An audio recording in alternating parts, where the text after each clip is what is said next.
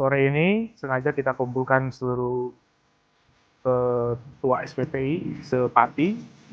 Kita kumpulkan dalam rangka apel sekaligus mengingatkan mereka tugas tanggung jawabnya masing-masing bahwa mereka sedang menyandang tugas yang sangat berat, yaitu untuk keberlangsungan dari seluruh anak-anak kita di masa depan.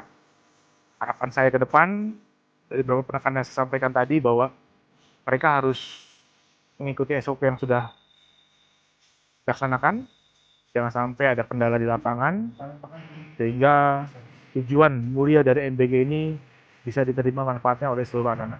Kan begitu, Sehat, cerdas, cerdas.